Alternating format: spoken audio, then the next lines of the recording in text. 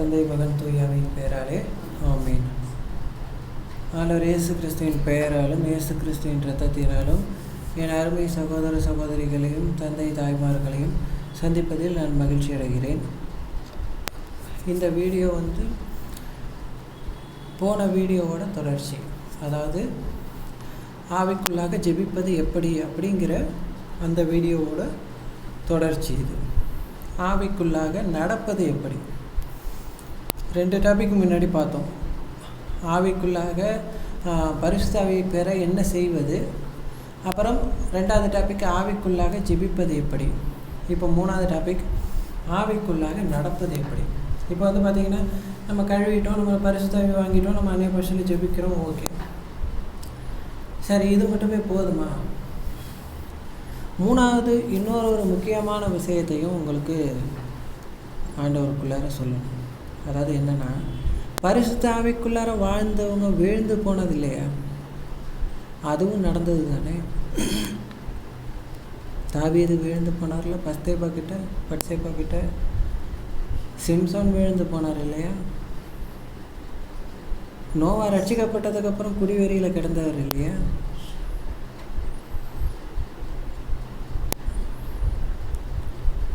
அதனால் பரிசுத்த ஆவிக்குள்ளார வாழ்ந்து அப்புறம் விழுந்து, நீதிமான் 7 முறை விழுந்தாலும் எழுவான்கிற வசனத்துக்கு ஏற்ப அவங்களாம் எழுந்துட்டாங்க. நான் அவங்கள குறை சொல்ல இந்த வீடியோ கிடையாது. இந்த வீடியோ அதாவது பைபிளை 2 வகையாக பிரிக்கலாம். இந்த நற்செய்தி நூல்கள் இந்த பக்கம் இருக்கு இல்லையா, இது விவிலியம். பழைய ஏற்பாடு பார்த்திங்கன்னா அதுலேயும் கடவுள் பேசுகிறாரு, பிதாவானவர் பேசுகிற பகுதிகள் உண்டு. ஆனால் மெயினாக பார்த்திங்கன்னா பழைய ஏற்பாடு எதை குறிக்கும் அப்படின்னு கேட்டிங்கன்னா, அந்த ஆண்டவருக்குள்ளார வாழ்ந்த நீதிமான்கள் எப்படியெல்லாம் வாழ்ந்தாங்க, அவங்கள்ட்டேருந்து நம்ம சில பாடங்களை நம்மளை கற்றுக்குறோம். அவங்க விழுந்தாங்க, எழுந்தாங்க, சரியா? சில பேர் பார்த்திங்கன்னா அவங்க விழுந்த கதையை எடுத்துக்கிட்டு அவரே அப்படி பண்ணாரு, நம்ம என்ன பண்ணலாம் அப்படின்னு சொல்லிட்டு சில பேர் சில காரியங்கள்லாம் என்கிட்ட கேட்குறது உண்டு. நான் அதெல்லாம் அவங்களுக்கெல்லாம் சொல்கிறது என்னென்னா, இயேசு கிறிஸ்து தான் உயிரை விட்டார் வழியே, மற்றவங்க உயிரை விடல.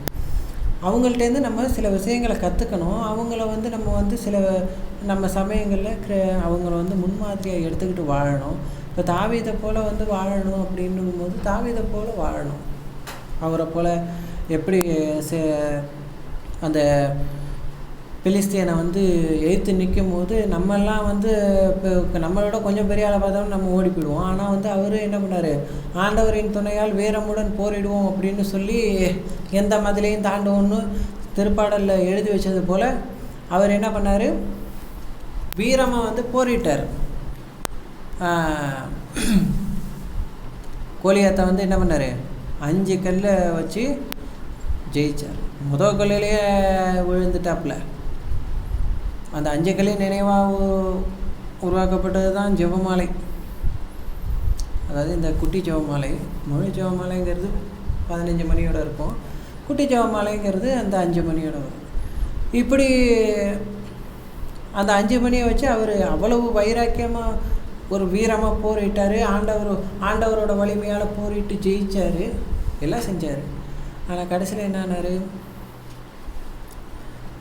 அவர்கிட்டேருந்து தான் இன்றைக்கி நம்ம ஒரு பாடத்தை கற்றுக்க போகிறோம். என்னென்னா, அவர் தனிமையில் இருக்கும்போது, அதாவது அங்கே போர் நடந்துக்கிட்டு இருக்குது, ஆனால் இவர் என்ன பண்ணுறாருன்னா ஓய்வு எடுத்துக்கிட்டு இருக்கிறாரு அரண்மனையில். அப்போ தனிமையில் என்ன பண்ணுறாரு, சும்மா பேராக்கு பார்த்துக்கிட்டு சும்மா உலாத்திக்கிட்டு இருக்கிறாரு மாடியில், பால்கனியில். அப்போ என்ன ஆகுது, பட்சேபாவில் பார்த்துட்டு என்ன பண்ணுறாரு, முறை தவறி நடக்குது. அதுக்கப்புறம் என்ன பண்ணுறாருன்னா விழுந்து போய் அந்த மனுஷன் விழுந்தே கிடக்கலை, எழுந்திருச்சு ஆண்டவரேன்னு என்ன பண்ணுறாரு, சங்கீதத்தில் 51 சங்கீதம் 51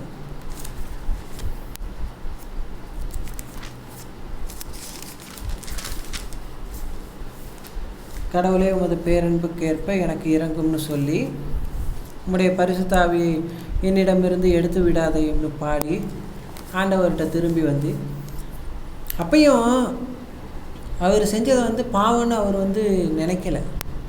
கொஞ்ச நாளைக்கு அப்புறம் ஆண்டவர் அவர்கிட்ட பேசலைங்கிறத வந்து அவர் உணர்ந்தாரா என்னன்னு எனக்கு தெரியல.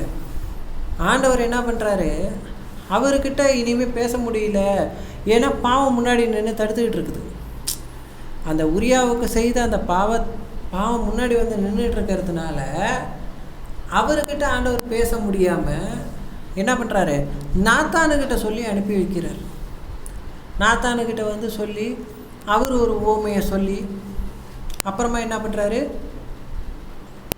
அந்த என்ன ஓமை, அது ஒரு பெரிய செல்வந்தன் இருந்தான். அவனுக்கிட்ட ஏகபோகமான ஆடு மாடுகள்லாம் இருந்துச்சு. ஒரு விருந்தாளி வரும்போது அவன் என்ன பண்ணான், அவன் வீட்டுக்கு பக்கத்தில் இருந்த ஒரு ஏழை வச்சுருந்தா ஒரே ஒரு ஆட்டுக்குட்டியை என்ன பண்ணான், அதை எடுத்து சமைச்சு தன்னோட விருந்தாளிக்கு போட்டான். அந்தமாரி பணக்காரனை அந்த அந்த அந்த மனுஷனை என்ன செய்யணும்னு கேட்கும்போது இவர் என்ன பண்ணார், வீறு கொண்டு எழுந்துருச்சு, அந்த மனுஷனை கொன்னுடணும் அப்படின்னு சொல்லுவார். அந்த மனுஷன் நீ தான் அப்படின்னு நாத்தான் சொல்லிடுவார். அந்த மனுஷன் நீ தான் அப்படின்னு சொல்லும்போது தன்னோட தவறை வந்து அந்த இடத்துல உணர்ந்து என்ன பண்ணுறாரு, ஆவிக்குள்ளாக நொந்து அழுது கண்ணீராக வடித்து, ஆண்டவரே என் கண்ணீர் உன் தோற்பைகளில் சேர்த்து வைத்துள்ளீர்னு எழுதுகிற அளவுக்கு அவர் என்ன பண்ணார், அந்த அளவுக்கு அவர் அழுதார், மன்னிப்பு கேட்டார், திரும்பி வந்தார். அவர்கிட்டேருந்து நம்ம கற்றுக்க வேண்டிய பாடம் என்னென்னா, இந்த உலாத்தக்கூடாது. ஆவிக்குரியவர்கள் ஆண்டவருக்குள்ளவங்க நல்லா கவனிங்க, பிசாசு வந்து உங்களை வந்து கரவம் கட்டிக்கிட்டு இருப்பான். ஏன்னா உலகத்தானை வந்து அவன் வந்து ஈஸியாக மடக்கிட்டு போயிடுவான். ஒரு சின்ன சின்ன விஷயங்கள்லேயே பணத்தாசையை கட்டிட்டு ஒரே டக்கு டக்குன்னு அவனை வந்து கவுத்து விட்டு போயிட்டே இருப்பான். ஆனால் ஆவிக்குரியவர்களை வந்து அவன் வந்து கவுக்க முடியாமல் இல்லை, அவன் போராடிக்கிட்டு இருக்கிறான் நம்மளோட. பவுல் சொல்லுவார் இல்லையா, நம்மளுக்கு வந்து இங்கே உள்ளவங்களோட இல்லை, வானில் சுற்றி தெரிகிற ஆவிகளோடும் அதிகாரங்களோடும் நம்மளுக்கு என்ன பண்ணியிருக்கு, போராட்டம் உண்டுன்னு சொல்லியிருக்கிறாரு. அதுபோல் அவன் வந்து நம்மளை வந்து ஒரு மார்க் பண்ணி வச்சுருப்பான். இவனை எப்படியாவது என்ன பண்ணணும், கவுத்துறணும், இவனை எப்படியாச்சும் எப்படி பாருங்கள், நல்லா, அதாவது நல்லா கவனிங்க, ஆண்டவர் கூடவே இருந்த, ஆண்டவரோட தொட்டு உண்ட யூதாஸே வந்து விழுந்து போக முடியும் அப்படின்னா நம்மளும் எச்சரிக்கையாக இல்லைன்னா அவ்வளவுதான்.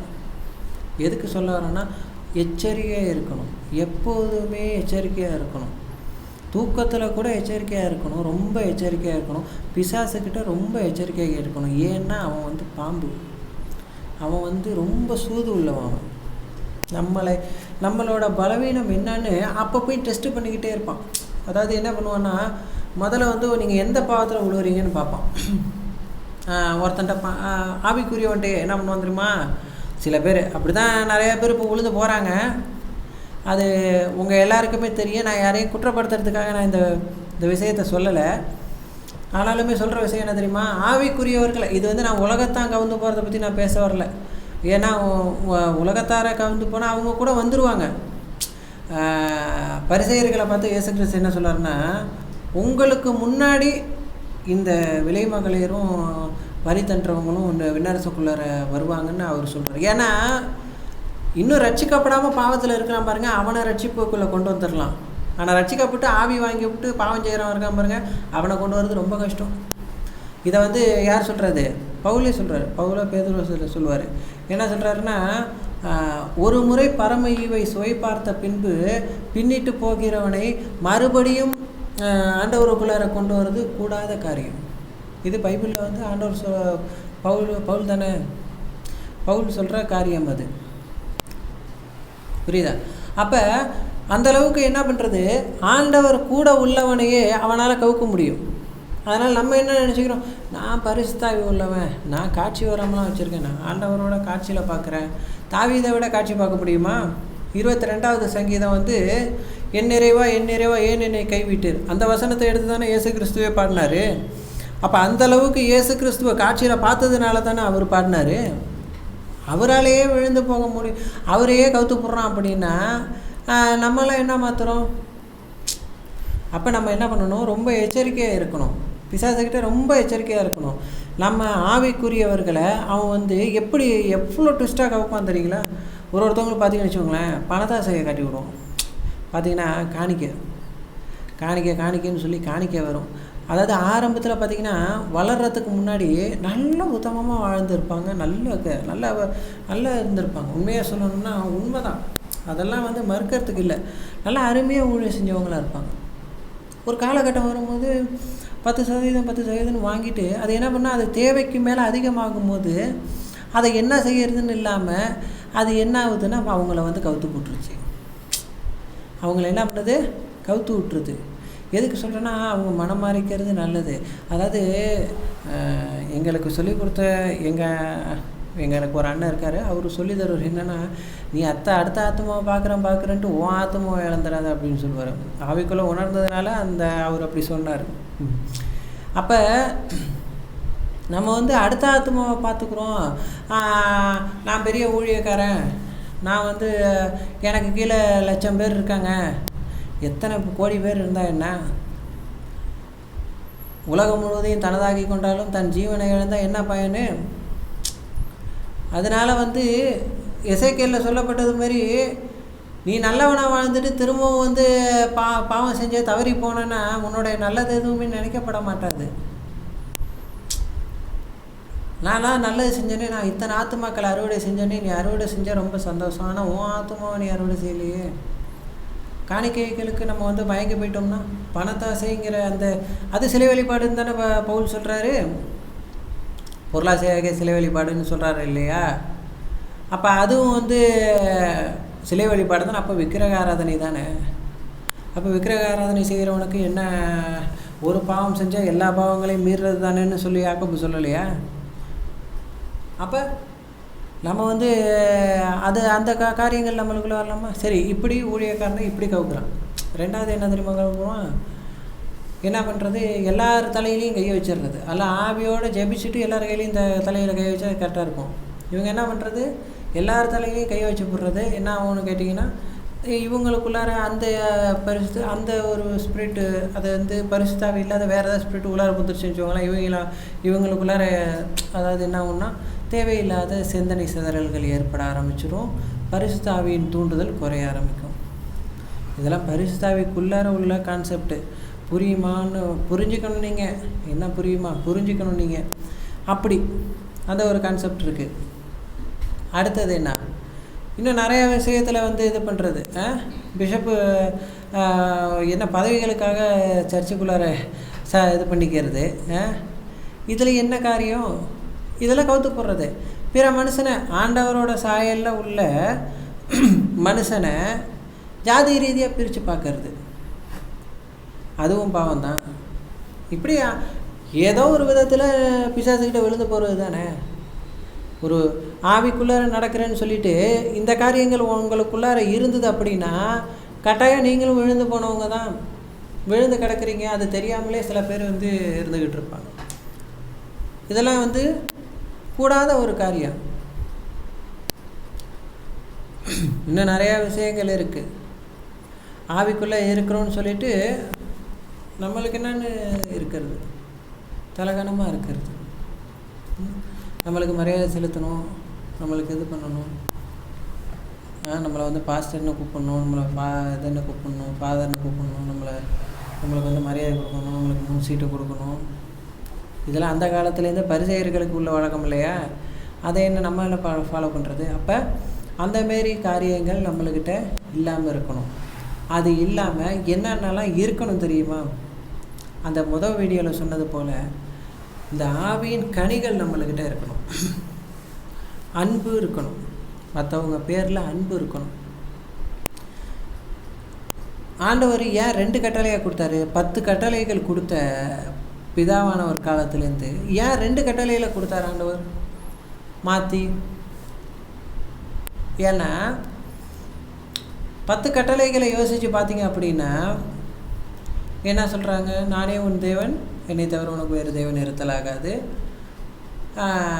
ஆண்டவருடைய பேரை வீணாக பயன்படுத்தாதே, ஓய்வு நாளை தூய்மையாக கடைப்பிடி, பெற்றோரை மதித்து நட,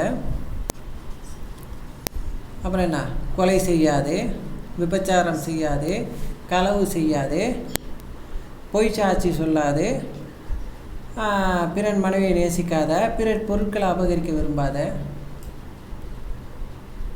அதாவது ஏன் தெரியுமா நான் குழம்புறேன், நான் பார்த்திங்கன்னா இந்த 10 கட்டளைகளை வேறு மாரி சொல்லுவேன். அதாவது என்னென்னா, நாங்கள் எப்போதுமே ஜெபத்தில் முதல்ல பாவ மன்னிப்பு தான் எங்களுடைய ஜெபம். எங்களுக்கு சொல்லி கொடுக்கப்பட்டது அதுதான், நாங்கள் கேட்கக்கூடியதும் அதுதான். அதாவது முதல்ல பாவ மன்னிப்போடு தான் ஜெபத்தை தொடங்கணும். ஏன்னா நம்ம எல்லாருமே நீதிமான் கிடையாது. நீ பரிசுத்தாவி வாங்கிட்டங்கிறதுனால பாவம் செய்யாததும் கிடையாது. நம்மளுக்கு தெரியாமல் என்ன பண்ணுறோம், பரிசுத்தாவி வாங்கிட்டோம்னு சொல்கிறவன் நம்மளே என்ன பண்ணுறோம், கோவப்படுறோம். திடீர்னு யாரையா மேலேயே கோவப்படுறோம். நம்மளுக்குள்ளார வெளியில் வேணால் நம்ம இந்தமாரி வெள்ளை சட்டையை போட்டுட்ருக்கலாம். ஆனால் இருதயத்தில் என்ன பண்ணுது, நம்மளுக்குள்ளாரையும் திடீர்னு லேசாக பொருளாசை பாவம் எட்டி பார்க்கும். திடீர்னு நம்ம கண்கள் மயங்கி போகும். அதுக்கெல்லாம் என்ன பண்ணணும், மன்னிப்பு கேட்கணும். காலையிலையும் மன்னிப்பு கேட்கணும், நைட்டும் மன்னிப்பு கேட்கணும். பாவ மன்னிப்பு இல்லாத ஜெபம் கிடையாது. ஜெபம் முழு ஜெபம் கிடையாது. அப்படி நாங்களும் பாவ மன்னிப்பு கேட்கும்போது நான் சொல்லும்போது எப்படின்னா, நானே உன் தேவன், என்னை தவிர உனக்கு ஒரு தேவன் நிறுத்தலாகாது, என்ன சொல்லுது, ஆண்டவரின் பேரை வீணாக பயன்படுத்தாத, ஓய்வு நாளாக தூய்மையாக கடைப்பிடி, பெற்றவங்களை மதிச்சு நட, கொலை செய்யாதே, களவு செய்யாதே, பிறருக்கு எதிராக பொய்ச்சான்று சொல்லாத, பிறன் பொருட்களை அபகரிக்க விரும்பாத அப்படின்னு சொல்லிட்டு லாஸ்ட்டாக தான் விபச்சாரம் செய்யாதே, பிறன் மனையை நேசிக்காதே. ஏன் இதை ரெண்டுத்தையும் சேர்த்து சொல்கிறோம் அப்படின்னா, இந்த 2 கட்டளைகளில் நிறையா பாவ மன்னிப்புகள் கேட்க வேண்டியிருக்கும். இப்படி இந்த 10 பாவங்களுக்கும் நாங்கள் மன்னிப்பு கேட்பதுண்டு. அதே மாதிரி தான் இந்த 2 கட்டளைகளையும், இந்த 10 கட்டளைகளையும் 2ஆக சுருக்கி என்ன பண்ணாருன்னா இயேசு கிறிஸ்து கொடுத்தாரு. என்ன கொடுத்தாரு, எல்லாவற்றிற்கும் மேலாக கடவுளை அன்பு செய்வது, இது முதல் கட்டளை. உன்னை அன்பு செய்வது போல் உனக்கு அடுத்து இருப்பவனே அன்பு செய்வாங்க, இது 2வது கட்டளை. இந்த 2வது கட்டளை, இந்த எல்லாவற்றுக்கும் மேலே கடவுளை அன்பு செய்வதுங்கிறதுல இந்த 10 கட்டளையில் முதல் 3 கட்டளை அடங்கிடும். நானே உன் தேவன் என்னை தவிர, அவர் கடவுளை ஏற்றுக்கிட்டு அவர் பேரில் அன்பாக இருந்தோம்னா நம்ம என்ன பண்ணுவோம், வேறு எங்கேயுமே போக மாட்டோம், அவரே கதின்னு கிடப்போம். சரியா? அவருக்கு பிடிக்காததை ஒன்று கூட செய்ய மாட்டோம். 2வது காரியம் என்ன, ஆண்டவரின் பேரை வீணாக பயன்படுத்த மாட்டோம். ஆண்டவர் பேரில் அன்பு இருந்ததுன்னா ஆண்டவர் போய் அவனை தூஷணம் செய்வானோ. 3வது ஓய்வு நாளை கடைபிடிக்கணும்.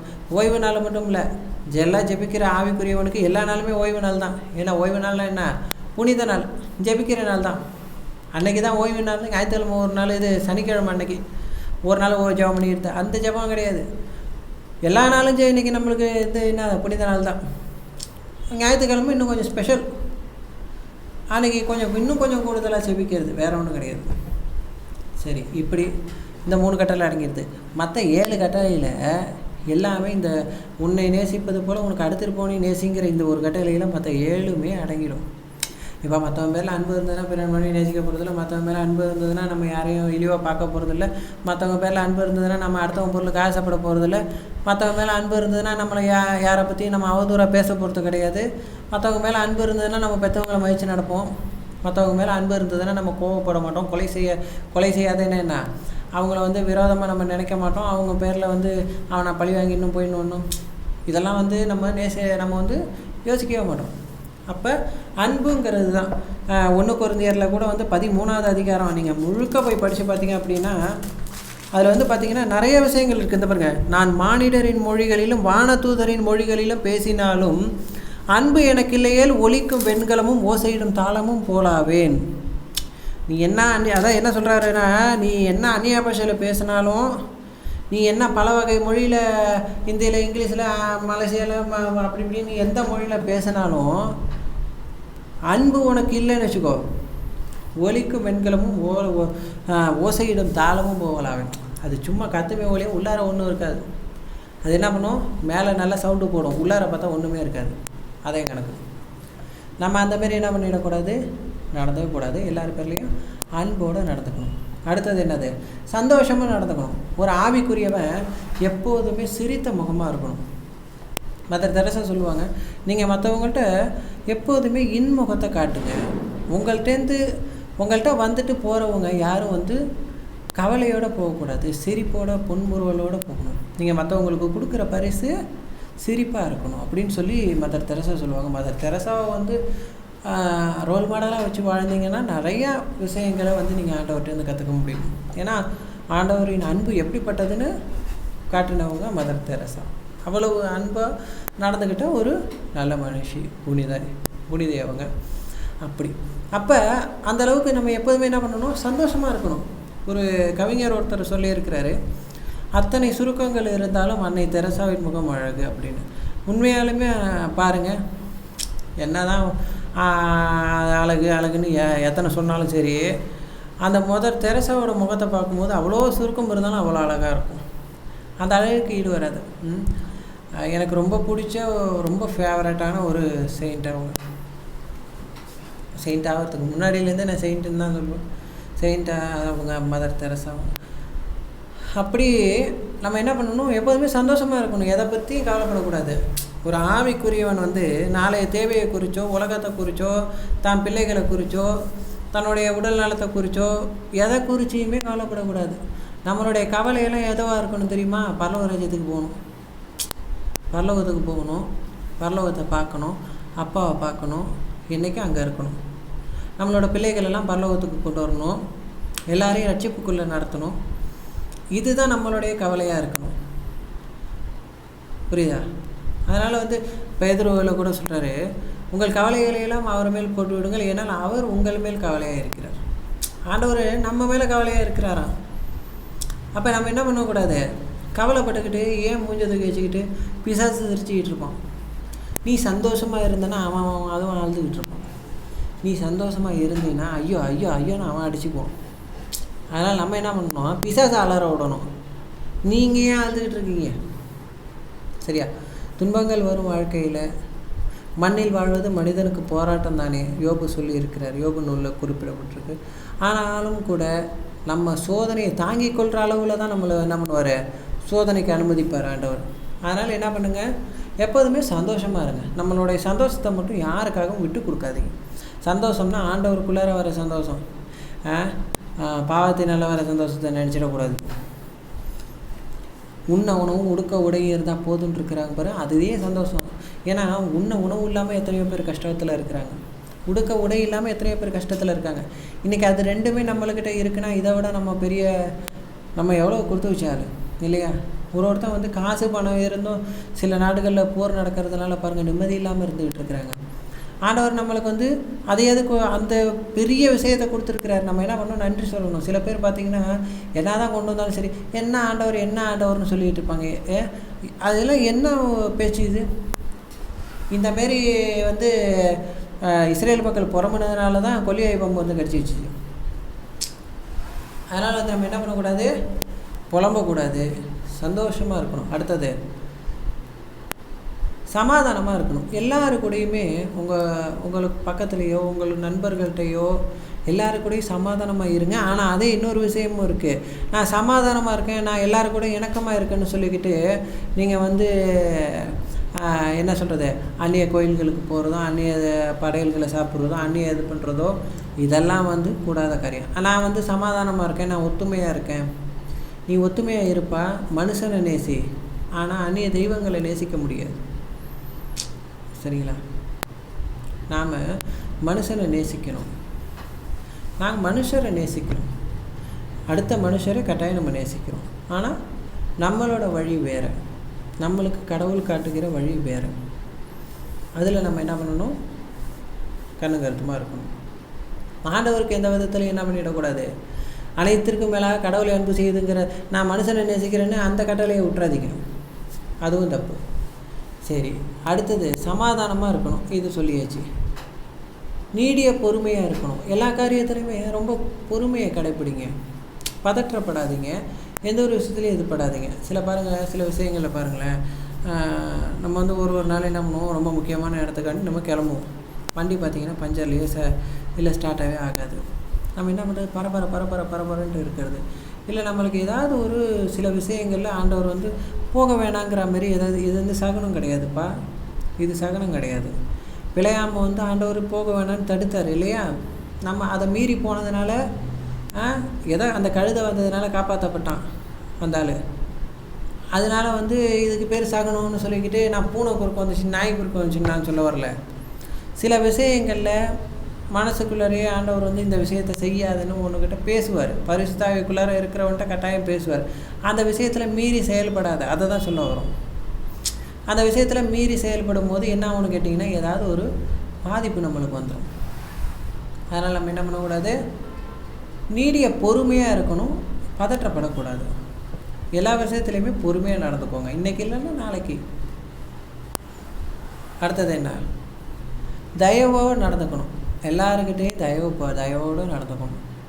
மற்றவங்க மேலே இரக்கமாக நடந்துக்கணும். இரக்கமுடையோர் பேறு பெற்றோர் ஏனெனில் அவர்கள் இரக்கம் பெறுவர். சரியா? இரக்கமாக இருக்கணும், தயவோடு நடந்துக்கணும், மற்றவங்க பேரில் கனிவாக நடந்துக்கணும். மற்றவங்க பேரில் கனிவாக நடந்துக்கணும். நம்ம வேலை செய்கிற இடங்களில் நீங்கள் ஒரு முதலாளியாக இருக்கலாம், ஒரு வேலைக்காரர்கள் பேரில் கனிவோடு நடந்துக்கணும். சில தவறுகள் செய்யும் போது நம்ம பொறுத்து போய்க்கணும். இல்லை நம்ம வேலை செய்கிற வேலையாட்களாக இருக்கலாம், நம்ம முதலாளி நம்ம மேலே வந்து இது பண்ணலாம், நம்ம வந்து கனிவோடு நடந்துக்கணும். இல்லை நம்ம ஒரு வியாபாரத்தில் இருக்கலாம், கஸ்டமர் நம்மளை வந்து ஏதோ பேசிடலாம், நம்ம வந்து அமைதியாக பந்துக்கணும். அடுத்தது என்ன, நற்குணமாக நடந்துக்கணும். எல்லா நல்ல குணமும் நம்மள்கிட்ட இருக்கணும். இது நற்குணம்னா என்னென்னா ஒரே விஷயம் என்னென்னா இந்த 9 கனிகளையும் கடைபிடிச்சாலே அதுதான் நற்குணம், வேறு ஒன்றும் கிடையாது.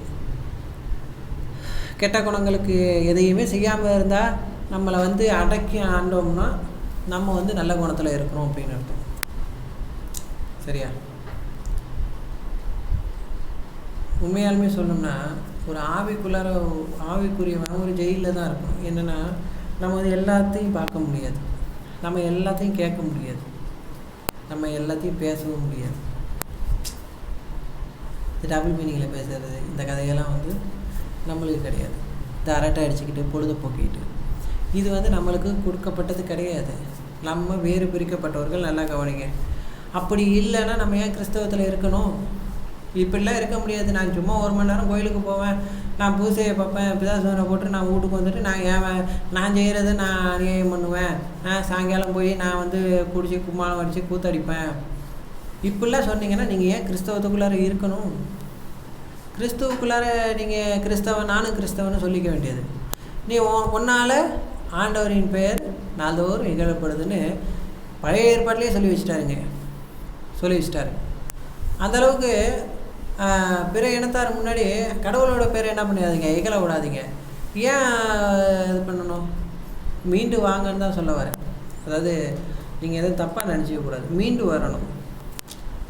இந்த குணங்களெல்லாம் மாற்றுங்க தயவுசெய்து. பரிசுத்தாவியை வாங்குங்க, இது எல்லாமே தானாக மாறும். நீங்கள் மனசு மாற விரும்புகிறீங்கன்னு ஆண்டவருக்கும் தெரியும், ஆண்டவருக்குள்ளார எனக்கும் தெரியுது. திரும்பி வாங்க, மனசு மாறுங்க, பரிசுத்தாவியை வாங்குங்க. பரிசுத்தாவியை வாங்கினீங்கன்னா கட்டாயம் என்ன பண்ணுவோம், உங்களுக்கு விடுதலை கிடைக்கும். பரிசுத்தாவி எங்கேயோ அங்கே விடுதலை உண்டு, ஆவியானவர் எங்கேயோ அங்கே விடுதலை உண்டுன்னு பைபிளில் எழுதப்பட்டிருக்குது. அதனால் என்ன பண்ணுங்கள், ஆண்டவருக்குள்ளார வாங்க, பரிசுத்தமாக வாழுங்க. சாந்தமாக இருக்கிறது, எல்லாருக்கிட்டையும் என்ன பண்ணணும், எப்போதுமே சாந்தமாக இருக்கணும். ரொம்ப முகத்தில் வந்து ரொம்ப என்ன பண்ணக்கூடாது, பதற்றத்தையோ பிதற்றலையோ எதையுமே காட்டாமல் என்ன பண்ணணும், சாந்தமாக அமைதியாக இருக்கணும். சில பேரை பார்த்தா ரொம்ப சாந்தமாக இருப்பாங்க. நான் சொல்ல வேணும்னு அவசியம் இல்லை, சில பேரை நீங்களே உங்கள் வாழ்க்கையில் பார்த்துருப்பீங்க. அவங்க ரொம்ப சாந்தமாக இருப்பாங்க, ரொம்ப அமைதியாக இருப்பாங்க. துக்கம் வந்தாலும் ரொம்ப காட்ட மாட்டாங்க, சந்தோஷம் வந்தாலும் ரொம்ப காட்ட மாட்டாங்க, சாந்தமாக நடந்துக்குவாங்க. எக்ஸாம்பிளாக யாரை சொல்லலாம், மாதாம்மாவை சொல்லலாம். எப்போதுமே சாந்தமாக இருப்பாங்க.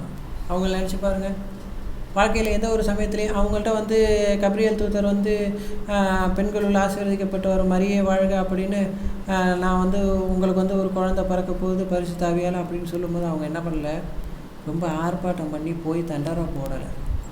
எல்லாருக்கிட்டையும் போய் என்ன பண்ணல, இப்போ கபிரியேல் வந்தார்னு போய் என்கிட்ட இப்படி சொன்னார் போய் அவங்க என்ன பண்ணல, போய் சொல்லலை. அமைதியாக தன்னுடைய இருதயத்தில் வச்சு சிந்திச்சுக்கிட்டு இருந்தாங்க. பல இடங்களில் பார்த்திங்கன்னா மாதாமா இருதயத்தில் சிந்திச்சுக்கிட்டு இருந்தாருன்னு பைபிளில் இருக்கும். அந்த ராஜாக்கள் வந்து அந்த காணிக்கைகளை கொடுத்துட்டு சொல்லும் போதும் கூட அங்கே பார்த்திங்கன்னா சிந்திச்சுக்கிட்டு இருந்தாங்க. இடையர்கள் வந்து ஆடு மேய்க்கிறவங்க வந்து சொல்லும் போதும் சிந்திச்சுக்கிட்டு இருப்பாங்க. காணாமல் போய் இயேசு கிறிஸ்து கிடைக்கும் போது தந்தை நல்வழியில் இருக்கணும்னு சொல்லும் போதும் கூட அவங்க என்ன பண்ணுவாங்கன்னா இருதயத்தில் எடுத்து சிந்திச்சுக்கிட்டு தான் இருப்பாங்க. எந்த இடத்துலையும் பார்த்திங்கன்னா பெரிய பிதற்றலையோ பெரிய இதையோ அவங்க காட்டவே இல்லை. அதுபோல் நம்ம என்ன பண்ணணும், அம்மாக்கிட்ட இதை கற்றுக்கணும். நம்ம என்ன பண்ணணும், சாந்தமாக இருக்கணும். முதல்ல அம்மாவோட பிள்ளையாக இருக்கணும், அம்மா பிள்ளையாக இருக்கணும். எல்லாம் சொல்லுவாங்க தெரியுமா, அம்மா பிள்ளையா அப்பா பிள்ளையா. நம்ம 2 பேர் பிள்ளையும் தான், அம்மாவோட பிள்ளையும் தான் அப்பாவோட பிள்ளையும் தான். அதனால் நம்ம என்ன பண்ணணும், அம்மாக்கிட்டேருந்து கற்றுக்கணும். தாயை போல் பிள்ளை நூலை போல் சேலைன்னு இருக்கணும். நம்ம அந்தமாரி நம்ம என்ன பண்ணணும், நடந்துக்கணும். அடுத்த காரியம் என்னது,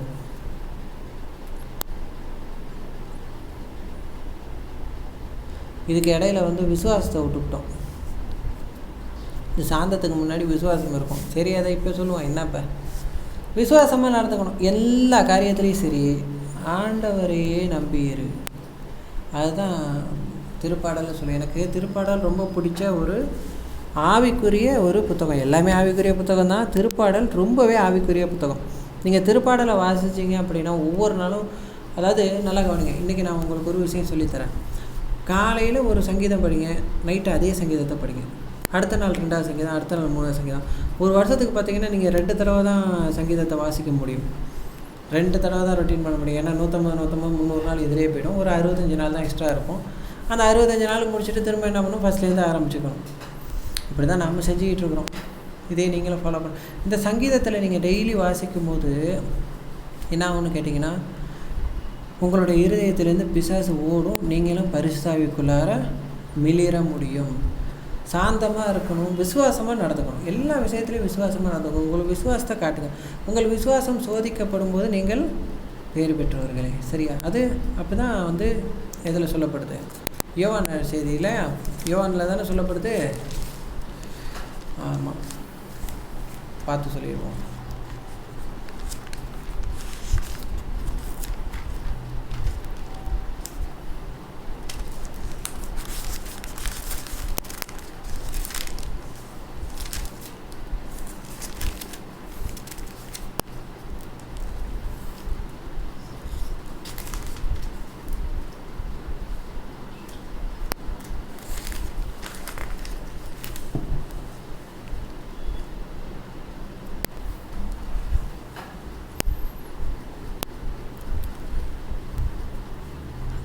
சோதனையை மன உறுதியுடன் தாங்குவோர் பேறு பெற்றோர் அப்படின்னு சொல்லி யாக்கோபில் எழுதியிருக்கு. அதுபோல் நம்ம என்ன பண்ணுறது, நம்மளுடைய விசுவாசம் சோதிக்கப்படும் போது நம்ம என்ன பண்ணுறோம், பேறு பெற்றவர்கள் தான். நம்மளுடைய விசுவாசம் மெய்ப்பிக்கப்படுறதுக்கு நம்ம சோதிக்கப்பட்டால் தானே நீ சரியானவனான்னு அவர் தெரிஞ்சுக்க முடியும். எதுவுமே இல்லாமல் இருந்தால் எல்லாருமே ஜால்ரா போட்டு போயிடுவாங்க. நல்லதே கிடச்சிக்கிட்டு இருக்குன்னு வச்சுக்கோங்களேன், எல்லாருமே ஜால்ரா போட்டு போய்டும். நீ நல்லவனா கெட்டவனான்னு எப்படி தெரியும்? விசுவாசம் அப்போ சோதிக்கப்படும். அதில் நம்ம என்ன பண்ணணும், விசுவாச வீரனாக இருக்கணும். எல்லாருக்கும். எந்த இறைவாக்கினருக்கு சோதனை வரல? எலிசாவை கொல்ல இசபெல் கங்கணம் கட்டலையா?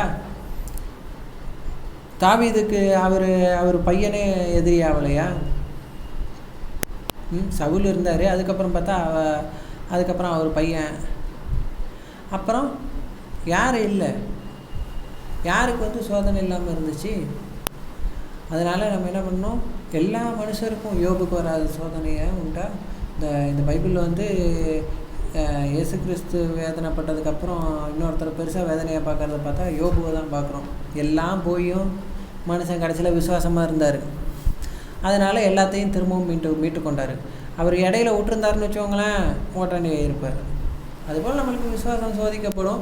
அதிலெல்லாம் நம்ம என்ன பண்ணணும், நிமிர்ந்து நிற்கணும், இடைவிடாமல் ஜெபிச்சு நிற்கணும். அடுத்தது என்ன, இச்சை அடக்கம். இச்சை அடக்கத்தோடு வாழணும்ப்பா. இதுதான் பெரிய டாப்பிக்கு இருக்கிறது. பூராத்துலேயுமே பெரிய டாப்பிக்னா இதுதான்.